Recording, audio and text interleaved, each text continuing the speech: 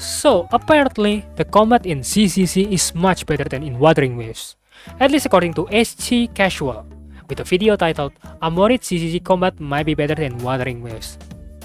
Interesting. Let's see what does he have to say about the combat in ZZZ and Wuthering Waves. But right off the bat, the dislike and like ratio is kinda spooky. It is safe to say that people don't like this video at all, so subscribe! Before we watch this video, we need to understand who is he, like in this topic. So we can understand his point of view or watch the thing through his lenses, okay? So let's see who is he. Okay, it seems like he talked about a lot of... Okay, this is the comparison video. Bruh. I haven't watched it, why the line is right here. Okay, CCC video, CCC.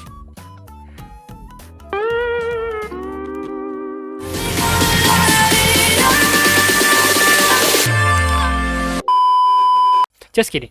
So it seems like that he is a content creator for CCC. So I think it's not a big surprise that he has a little bit bias towards CCC, just like me on Wuthering Waves. Like if I talk about the combat in CCC, take it with a grain of salt because I don't play CCC and I don't like Hoyoverse games because I don't like the company, and I swear to God that I will never play the game from that company. So, but let's see what does he have to say about this. Hey, it's your resident combo obsessed bestie here to say, nah, the title isn't rage bait. I'm genuinely worried because a few months. The title isn't rage bait. In the world of gacha space, this title is kinda rage bait because people in gacha have known once. So you put this on the title, you kinda put the target on your back. But it is just what it is. I cannot do anything about it. The game is the game, you know. Months ago, I would have said Wuthering Waves and Zenless were on equal footing when it comes to their combat, but that was around launch before I'd spent hundreds of hours with both games. Oh, okay. So it seems like he is playing for hundreds of hours for both Wuthering Waves and CCC. So let's see what is his opinion about this. I'm not so sure because I've been struggling with the fact that something about Wuthering Waves combat just doesn't feel quite right. My head says I should love Wuthering Waves a lot more than I do. I mean, in theory, it's right up my alley, but If you like Wuthering Waves so much, why you don't make any videos about Wuthering Waves?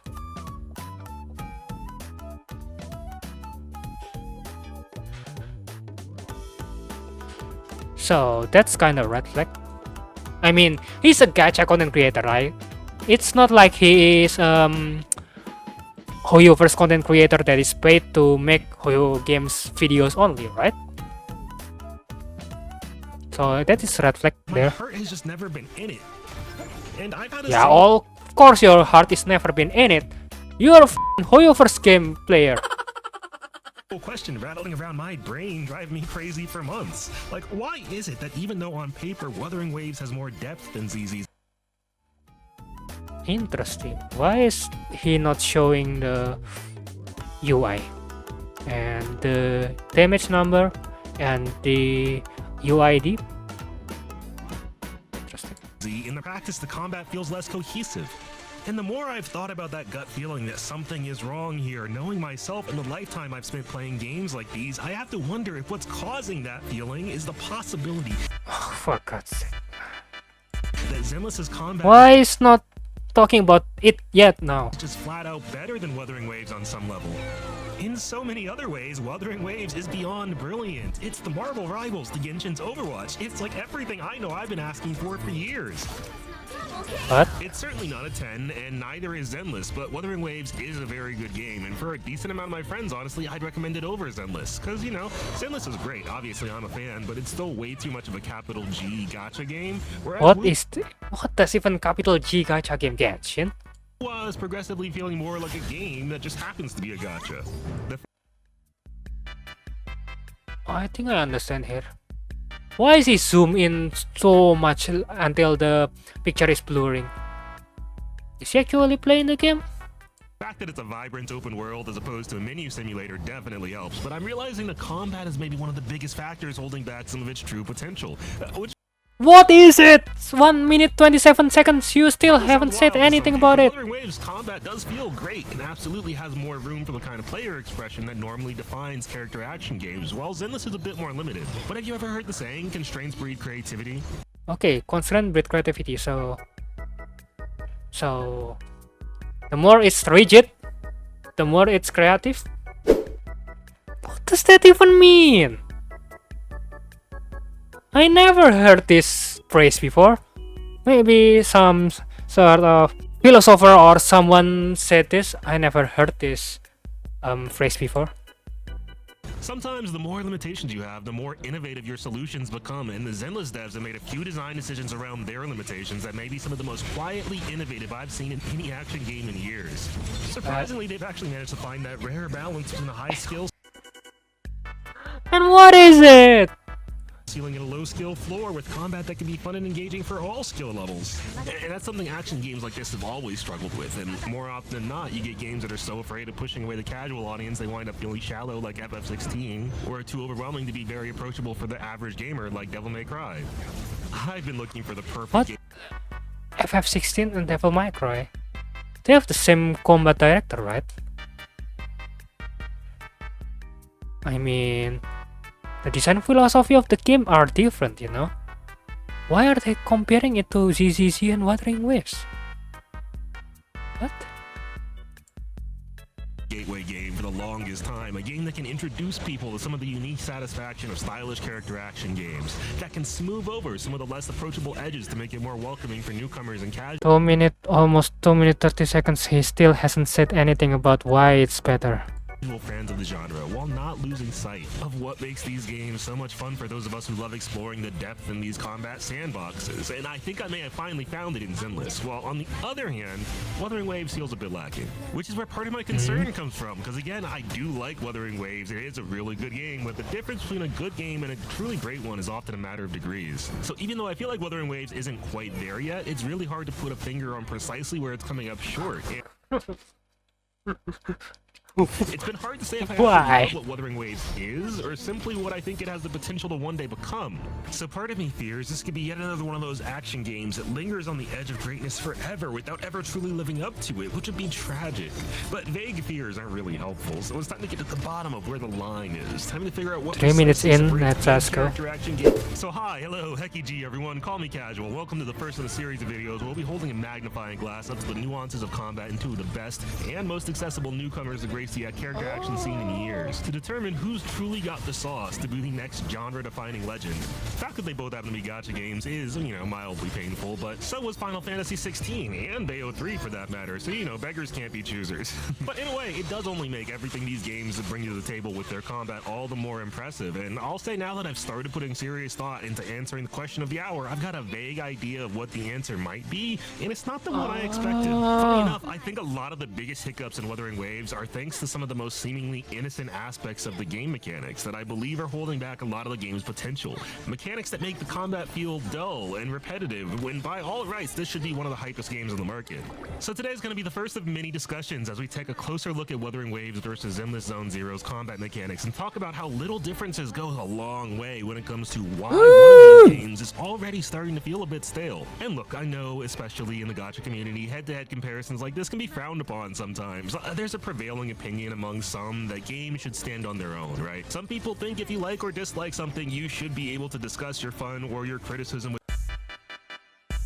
26 minutes video, 4 minutes and 4 minutes and a half in. We still have yet to heard why is he not liking the combat in Wuthering Waves.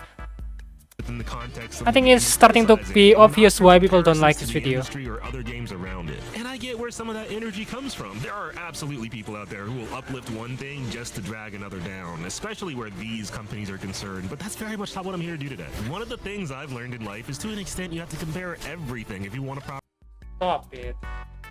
Now he's lecturing me about life. I want to know how.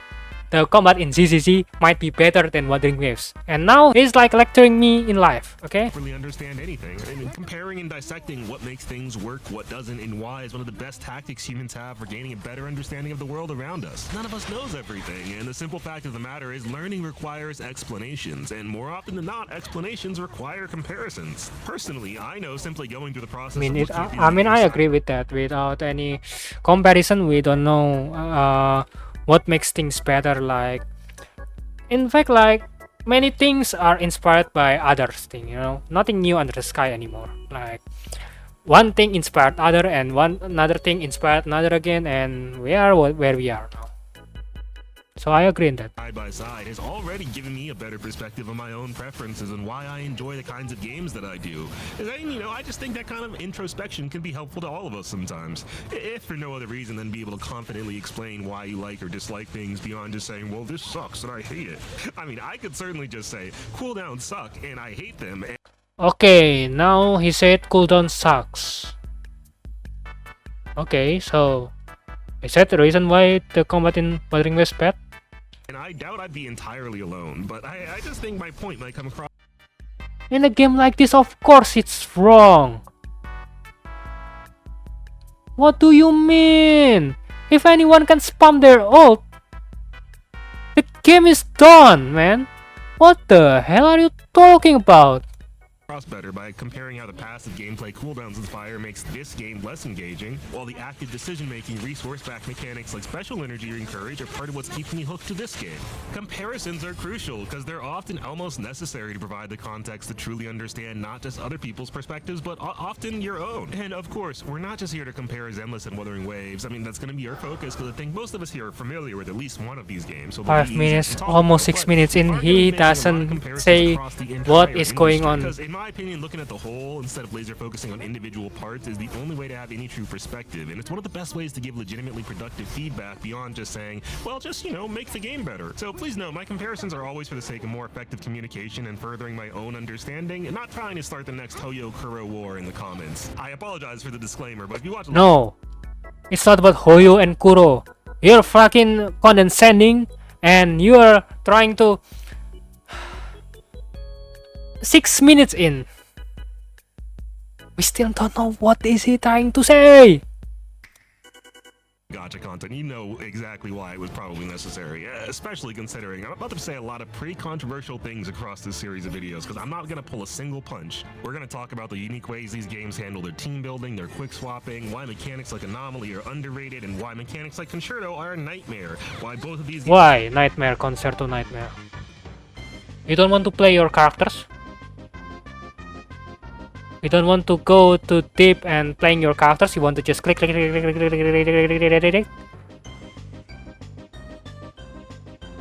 No wonder he hates cooldown.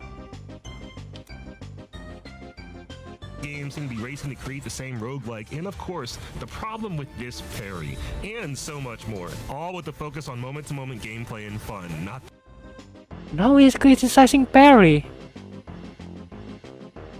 the meta, but that's a lot to discuss in one video, so obviously we're going to spread it out a bit. Today, though, I figured I better come out swinging to give you a taste of why part of me feels like Zenless might be a full tier above Wuthering Waves instead of just a different flavor of fun, starting with one of the biggest reasons I've played more Zenless than Wuthering Waves over the past several months. Because this is one of those mechanics that's like a large part of what's currently making Wuthering Waves feel like a game that encourages kind of boring memorization and repetition, while Zenless feels like a game that encourages really engaging reactivity and adaptability. So without further ado, have you ever asked yourself why cooldowns exist? Yeah, because those abilities going to overpower the enemies. It will be ruin the balance of the game. I mean, there's no cooldown in games like Devil May Cry, right? Because there is no attack that is do that massive damage without trying to either hard to achieve or hard to do, right? Like in Devil May Cry, you don't go around just battle start, judgment card, super judgment card, and end. Like, you don't go just like that and go to other stage and to meet another enemies and go just judgment card and end again and go to another stage with another enemies and judgment card again and done again. It's not like that, right? So, but maybe the difference is that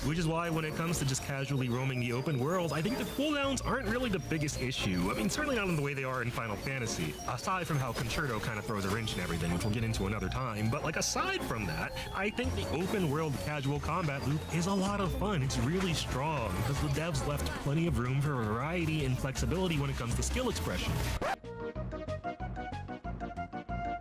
You do know in Wuthering Waves there's something called quick swap, right? Where you being orthodox about your gameplay.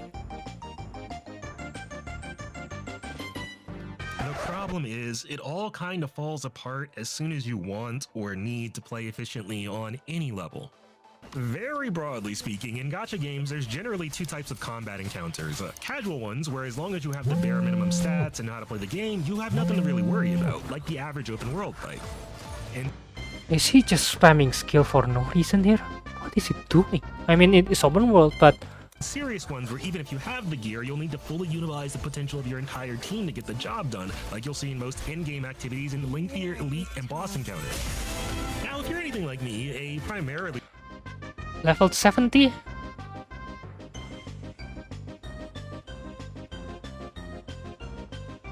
Hold on. Okay, maybe I see Carlota. No. I have nothing to really worry about, like the average open world fight. And seriously,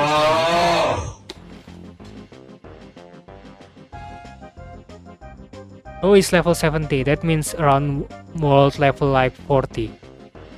What is he doing with hundreds of hours in game? Picking mint? And he's commenting on the combat of the game.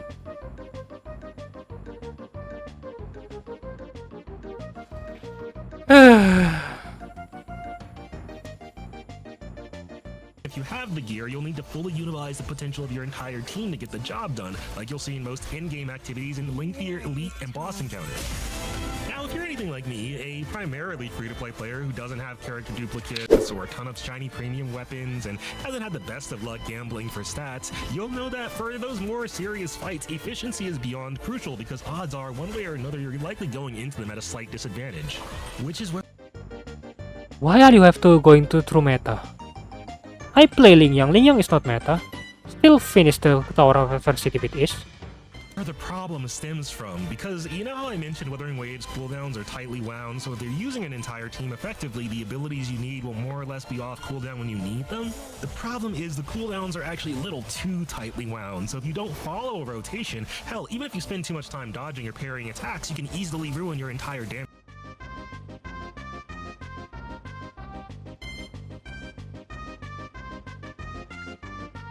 Another that you don't need parry, you don't need dodge anymore.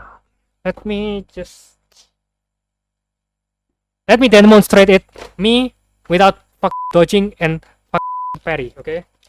So if you look at my video showcase here, I have finished this Inferno Rider in 335, okay? 335s. Mark that. Okay, now we're here in the tower. I will try to emulate the way I play in that video, but I will not touch at all. Okay, let's see how fast I finish this. Bask in the sunlight. Instantaneously.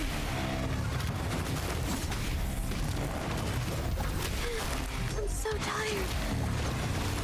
Witness the art's free form. A new technique. Let's play hide and seek. My time to shine. This is my curtain call.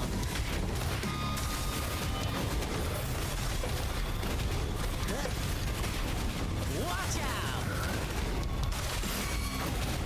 Leave it to me. Grow luminous energy. Instantaneously.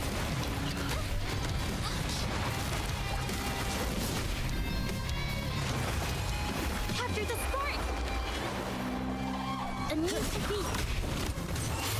Fruit of evolution! Don't worry, I've got this. Drumbeat strong, ill fortune gone.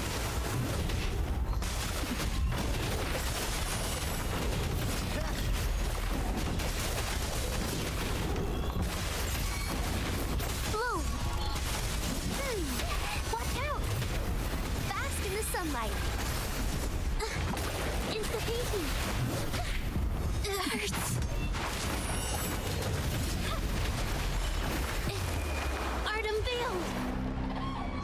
technique. My time to shine. Lions rumble, evil crumble.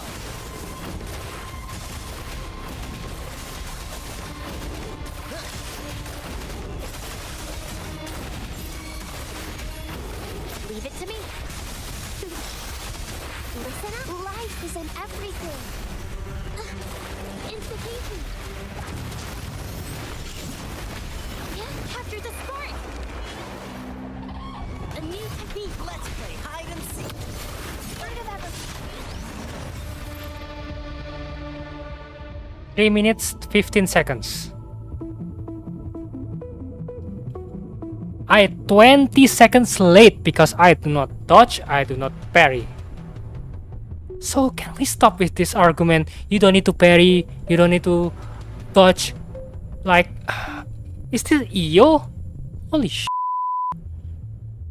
Damage output. You may have noticed in a lot of the footage I've shown you today, every time I need to deal proper Your footage, the fact that you're level 70, world level probably 40. damage, fights start to look I'm in kinda account level samey 40. to the point where, from a gameplay perspective, they somewhat blend together. It's the same loop of Carlotta into Shorekeeper into Yang Yang back to Carlotta and repeat with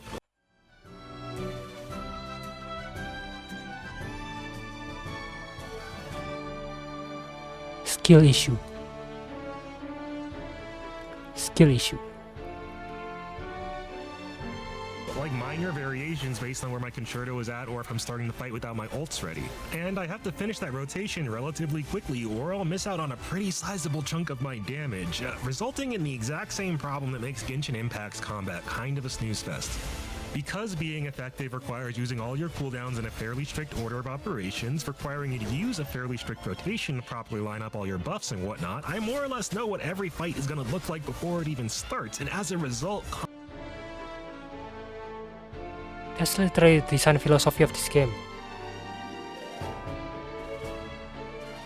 But actually, if you don't know this, if you use the Bell Turtle or Fallacy of No Return skill at the end of the either Shorekeeper, Baiji, or what is it called? Farina, you will deal less damage compared to if you are using the skill at the middle of the sub DPS rotation.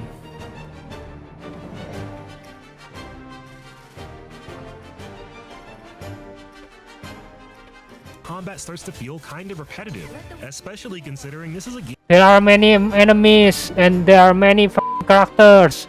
If you feel repetitive with one character, which is Carlotta, which is one of the most brain dead character in the game, of course you get bored fast. Try to use Calcharo or even Encore at this point. Like, you keep using the same character and expecting different experience. What are you talking about? Wuthering Waves character is the experience itself. That's gachagame.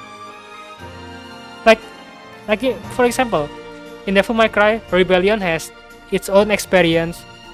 Then Beowulf in Devil May Cry 3, if in the Devil May Cry 5 it's called Barlock, has its own experience, and then Ebony and Ivory has its own experience.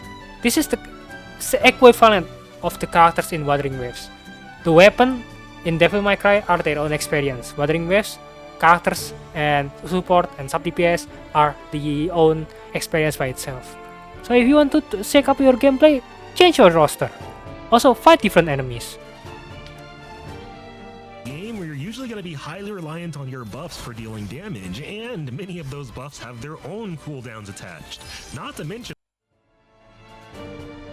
And a lot of those buffs can only be passed to the next character. so I think I understand where this argument going. He wants to click and finish everything, which is why I think he likes CCC. Where? Coming on field, or they tend to get lost as soon as that character swaps back off field, and the game rarely shows you all of your active buffs in the first place, making them hard to keep track of. I mean, yeah, I agree with that. They should just put the amount of buffs here, like the logo of the buff, just like this.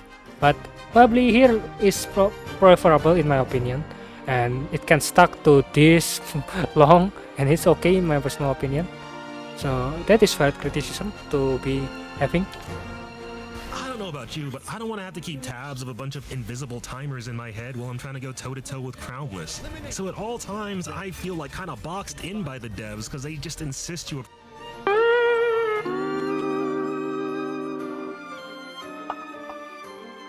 Where's the damage? Okay. What? Where's the damage? Crownless. Okay. So at all times, I feel like kind of boxed in by the devs because they just insist you... I mean, look at the tiger's HP.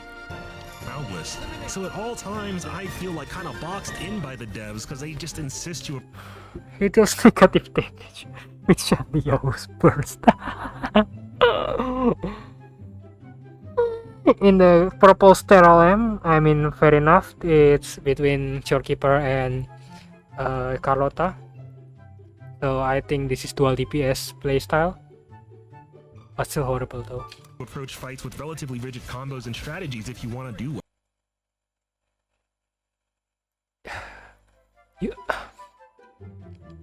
You're already playing with not rigid team, Shangliao and Carlotta. They have their own time to quick swap.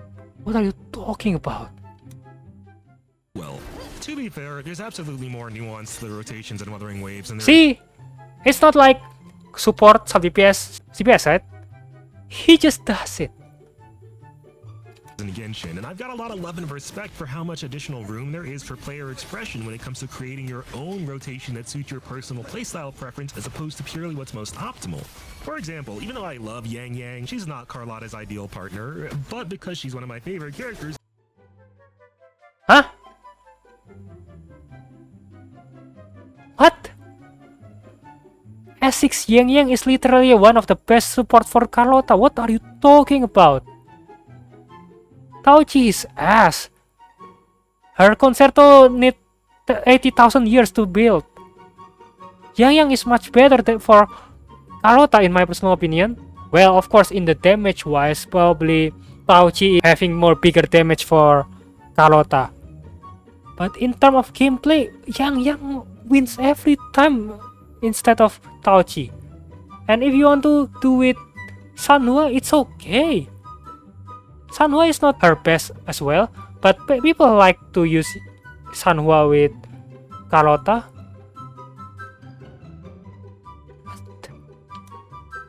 I'm able to comfortably shift the way I use my Carlotta to adapt to integrating Yang squared into my rotations. That's great, but it doesn't make the core experience any less repetitive.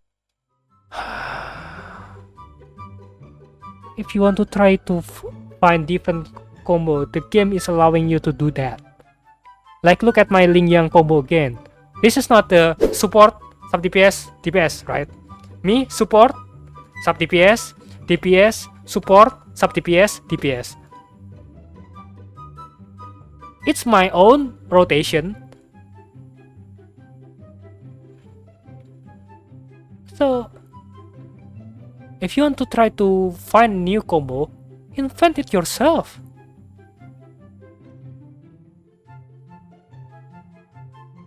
What?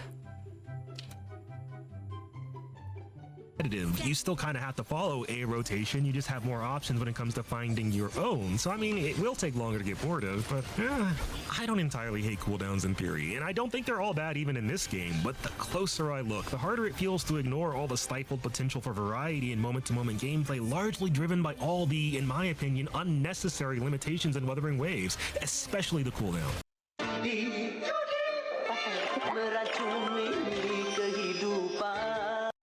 And since I've been playing a lot of not just ZZZ, but PoE, I can't help but think about how much more fun Wuthering Waves would be if they traded most of the cooldowns for resource-backed systems like Special Win. PoE using mana. Mana is the restriction. If you're running out of mana, you're running out of your idea as well. The balance of the game is not like that. Oh my days. The design philosophy of the game is not like that.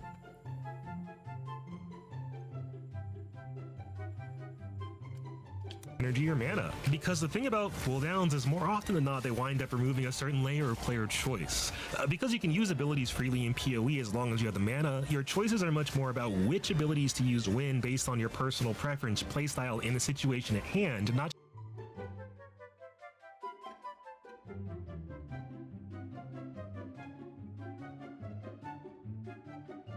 I mean, you cannot do that in Wuthering Waves? Yes, you can. Just don't use the ability first. So, if you want to use some certain ability in some certain moment, of example like this. Okay, look at this. Me. Normally, I instantly go to here, and I exactly this moment I turn to Ling Yang just because the animation in this section is very long, so I instantly turn to Ling Yang in order to save times. But I see the opponent here, like he's about to use the parry windows like this, which is why I usually do the liberation right now. Right now I use, but I wait until the look at this. Tip. See like that. You see that? I wait until the circle right to this at the max of the parry window, then parry it. So what are you talking about?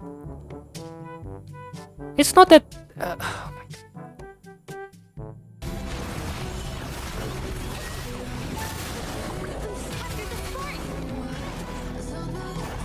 See? Look at this. Look at this. When do I switch to Ling Yang?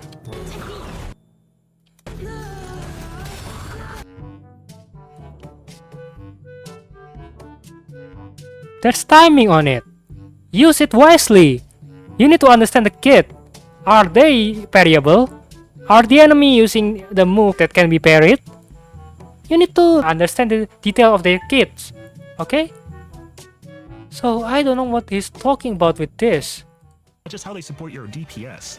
And so despite the fact that I'm often using the same set of 6 or 7 abilities, every fight still looks and feels fresh because the way I use those abilities is constantly shifting because mana gives you the gameplay flexibility to allow for that, instead of focusing purely on output. And so does special energy. The fact that this is a resource and I'm constantly making decisions not just about how to spend it, but also how to regain it is a crucial element of the decision making that keeps games like this. So CCC implement the same tactic, okay? Using, you have to fill these bars in order to do something, right?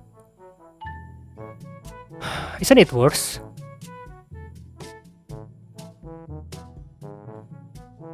What if you need it, but you don't have energy?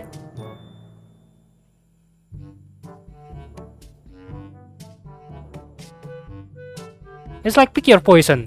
What if you need it, but you are in cooldown? Or what if you need it, you don't have no energy? It's fun long term, in my opinion.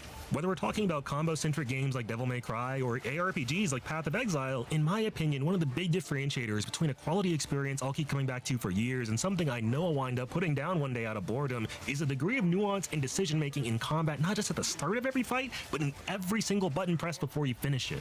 In almost every video I've made so far, I've talked about how much I love the fact that Zenless is a game about combo routes, not rotations. If I go into 10 fights with one of my Miyabi Yanagi teams, all 10 are gonna play out very differently because I'll be making different decisions in each and every single one, largely thanks to the fact that a resource like special energy allows for more situational decision making than cooldowns do. Throughout You can't do that in Wuthering Waves. What are you talking about? It's situational. What? What? Well, if your enemy attacking, don't attack back. Dodge. Like, if you're fighting Thundering Waves, don't use Xiang Liao. And I can guarantee you, the actual gameplay is going to be different. the characters is the kid, okay? In games like Path of Exile, the skill is the kid, okay? The class is the kid. But Wuthering Waves, the characters is the kid. Like, the skill expression is based on your characters. That is why certain characters is must pull, certain characters is better than others, certain characters is more needed in this team, certain characters is more needed in that team. Like, it is not the same game. Like, even in ZZZ, they have, like, I'm not playing ZZZ, okay? But I believe any support have their own special teams to buff. The DPS excel with blah blah blah. Like,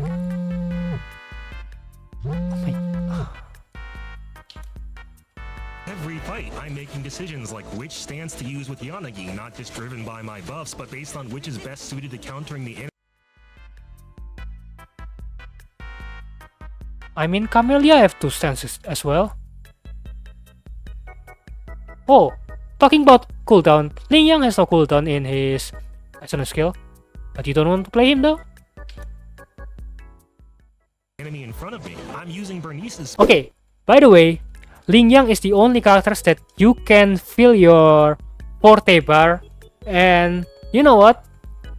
His deficiencies is filling his concerto bar on land using attack and skill on land. It sucks balls. I'm Ling Yang player. I love Ling Yang, but I admit filling the concerto bar with his traditional way sucks balls. I do not want any characters to fill the bar like him. It's tedious. Attack, not just for damage and anomaly buildup, but for the sake of dancing in and out of the iframes to keep my characters safe. I'm priming boss. Wuthering Waves also have iframe. I mean, Yanagi didn't SGG also have their iframe, the dodge, the ultimate. This is with Miyabi, prepping them so I can guarantee a freeze right before they would recover from stun, so I can give myself enough time to land a second tactical nuke and close out the fight. And for better or for worse, I think this stun DPS phase is kind of the perfect example of where the core difference between Wuthering Waves and Zenless is, because the stun DPS phase is where Zenless's combos can also get a lot more rigid. You've got a very small window of time to dish out the bulk of your damage after all, and so especially with burst DPS characters like Juyen, you kinda have to use fairly static combos to be effective. But that's a very brief, I don't know, 10-ish second window of time, and everything about the rest of the fight is still constantly shifting. Not to mention how much additional variety there is in deciding which combo. I cannot say anything about ZZZ because I'm not playing it, so I don't have any opinion about it. But I'm pretty sure they have some sort of invisibility iframe or ultimate that you cannot be hit when the animation is going. It's Hoyo game in Wuthering Waves in CCC. I mean, Wuthering Waves not Hoyo game. I mean, in Genshin. That to an extent, entire fights feel like that stun DPS phase, but with less nuance, low key. They're just a.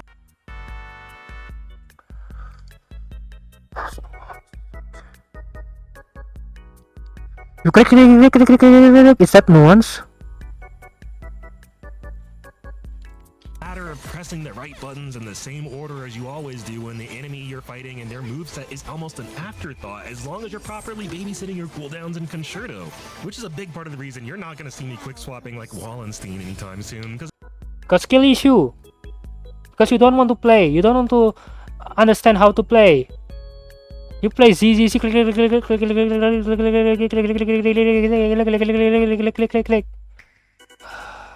Like, if you're a high-skilled player, the input complexity is kind of a non-issue, right? Because this is a fairly simplistic game at the end of the day.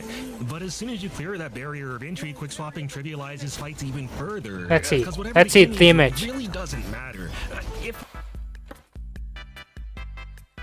Negative damage again. they're even allowed to move in between all the time slows and freezes, the way swapping tends to reposition you out of the range of attacks on top of all the iframes you get from playing like that mean that as long as you can execute your rotation, there are very few enemies that can really do much to stop you.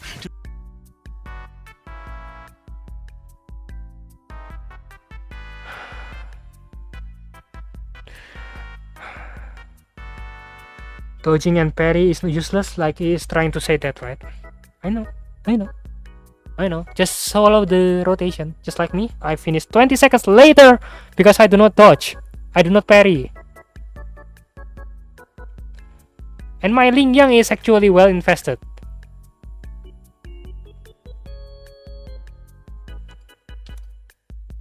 To the point where, realistically speaking, I bet you could easily just blindfold yourself and just roll most bosses that don't have random invulnerability phases as long as your rotation is on point. And after writing that, I looked that up because I was curious, and yeah, it does seem pretty easy. Like, look at how little...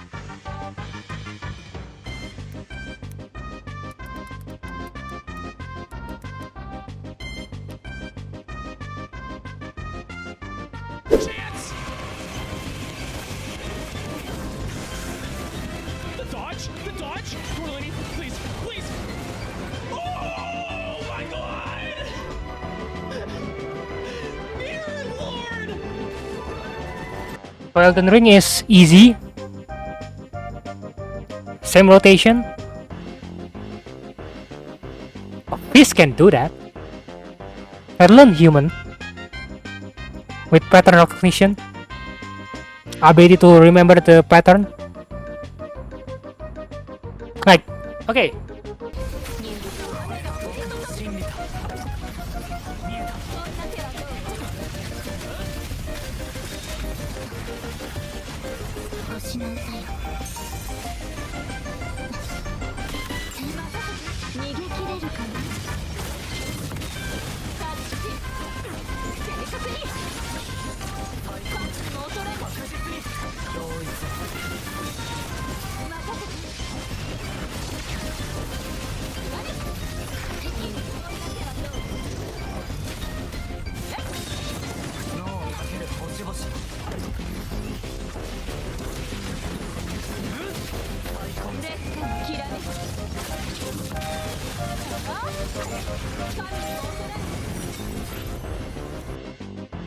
Now compare it to this.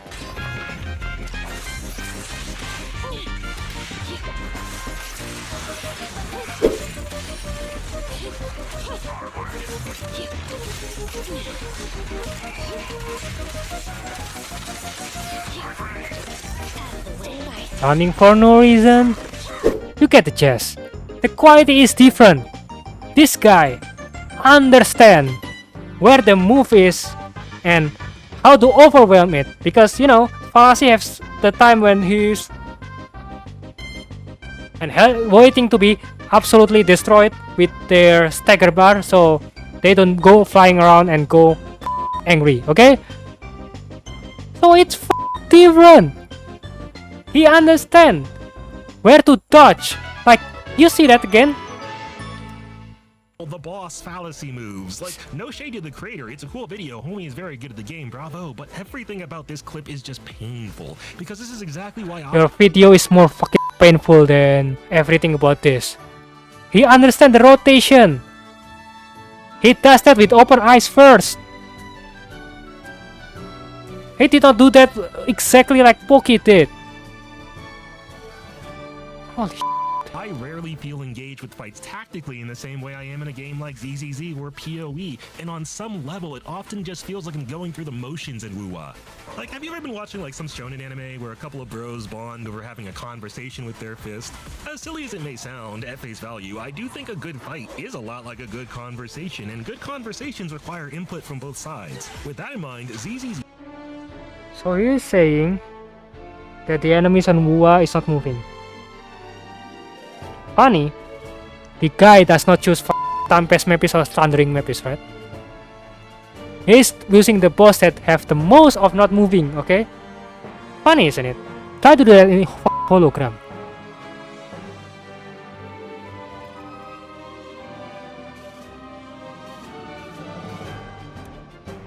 His gameplay feels like a really engaging push and pull, a heated back and forth debate between you and the enemy. Whereas Wuthering Waves feels like giving a TED Talk. Like, hey, maybe it's a really good speech, but it's still mostly a one-sided monologue, so there isn't like a single boss.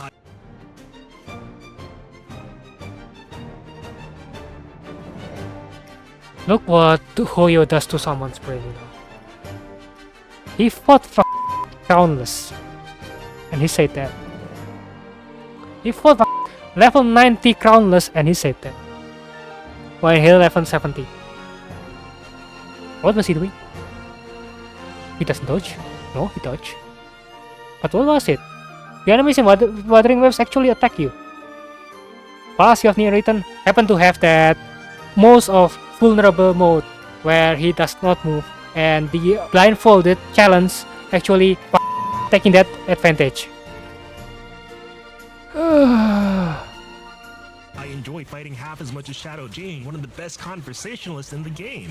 So Look, what conversation in this game? result of all this from a I mean, look at this. Easy. What? one-sided monologue, so there The enemy is barely moving. The enemy is barely moving. And even if they got hit, it doesn't matter. conversationalist in the game. So as a result of all this, from a combat perspective, Wuthering Waves just feels kind of dull in comparison to ZZZ, because the push and pull, the friction isn't really there. As soon as the enemy you're fighting, how they choose to respond to your attacks is so much less relevant to your success than simply executing it.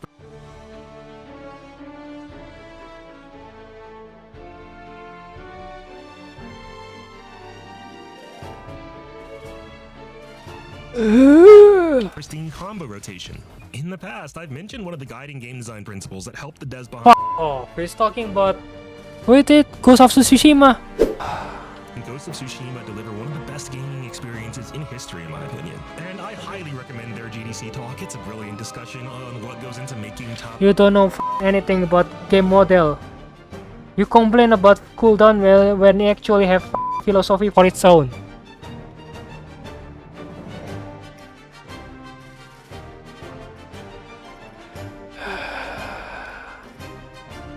Tier melee combat, but one of the parts of that talk that has stuck with me the most over the years was what they described as their #1 rule when it comes to making world-class games. The most effective way to play should be the most enjoyable way to play.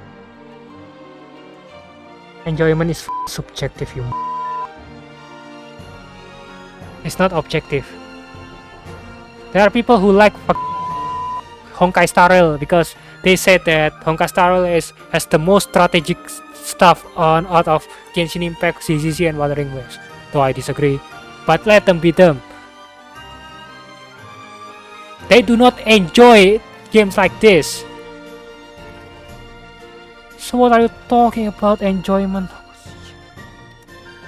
And all too often in Wuthering Waves, managing your cooldowns is such significant priority, it unironically feels more effective to ignore the enemy in front of you to an extent and just focus on your rotation to optimize your cooldowns and concerto instead.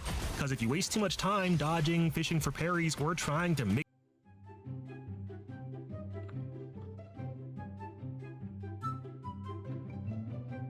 We already proved that wrong. Demonstrably wrong. Okay? mix up your combos, you'll ruin your damage. And in my mind, that's as much of a design failure for a character action game like this as an open world that locks movement behind paywalls, making it a chore to explore, so you wind up fast traveling everywhere. In fact, if you're a high-skilled player, a lot of fights may as well just be like putting the god of chess, Magnus Carlsen, in a room with like some random member of the local high school chess club. Okay, now he's trying to compare himself with Magnus Carlsen. Great. In Gachagame. A student might be pretty good, who knows? But they're like never going to be able to keep up with one of the best to ever play the game. Lord knows before they even... That's also in every aspect of the life, you know.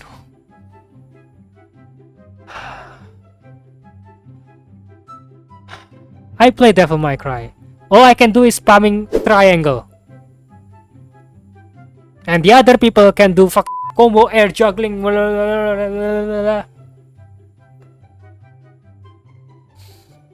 Does it matter? Not. It's personal enjoyment. When sat down, Carlsen probably already had every move he needed to secure a win mapped out in his head, and more likely than not, within the first two moves, the game is effectively over already. It's just a matter of him finishing it. Not to imply I'm like even vaguely close to a Carlsen level of... I was predicting that he is comparing himself with Magnus Carlsen. Now he's actually do that. No wonder people don't like video. You know what? Fuck it. I'm out. I don't mean to be rude, but that video serve no purpose. No wonder people don't like it at all. I presume the people who like it actually just CCC fans or trying to find confirmation bias to hate Wuthering Waves and using that video as a weapon. Like, I understand and I agree with some of criticism, like the grappling hook and the buff should be shown in the screen so it is easier for people to understand their buff. Like, I understand that, but most of his reasoning is absolutely dog shit. Starting with the video, the intro itself is 7 minutes, for God's sake. Then he served freaking ridiculous criticism, like removing cooldown. What are you? I think he thinks that he cooks. He cooks himself. Alright guys, what do you guys think about this video? Let me know your thoughts in the comment section down below. Don't forget to like and subscribe, click the bell, ting ting, so you won't miss my next video when it's uploaded. Thank you so much for watching and I will see you in the next video. Goodbye and see you soon.